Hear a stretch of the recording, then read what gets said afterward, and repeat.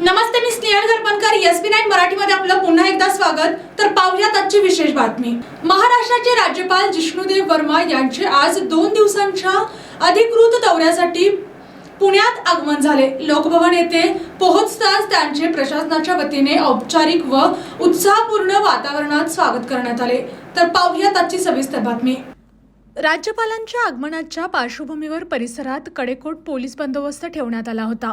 राज्यपालांचे स्वागत विभागीय आयुक्त चंद्रकांत फुलकुंडवार तसेच पुण्याचे जिल्हाधिकारी जितेंद्र दुडी यांनी पुष्पगुच्छ देऊन केले.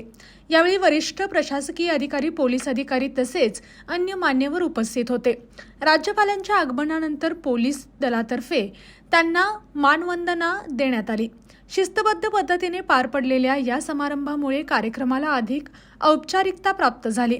राज्यपालांच्या या 2 दिवसाच्या दौऱ्यात विविध शासकीय कार्यक्रमांना उपस्थित राहणे, महत्त्वाच्या प्रकल्पांचा आढावा घेणे तसेच प्रशासनाशी संबंधित बैठका घेणे अपेक्षित आहे.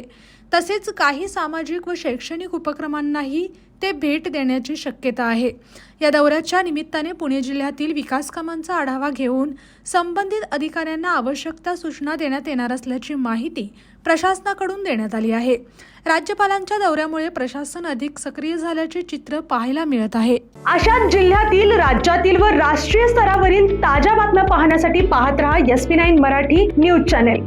या चॅनेलच्या माध्यमातून विविध क्षेत्रात उल्लेखनीय कार्य करणाऱ्या मान्यवरांच्या प्रेरणादायी मुलाखती तसेच महत्त्वाची माहिती आणि घडामोडी आपल्यापर्यंत पोहोचवल्या जातील.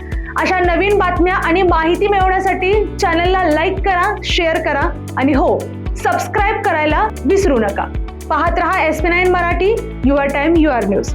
धन्यवाद.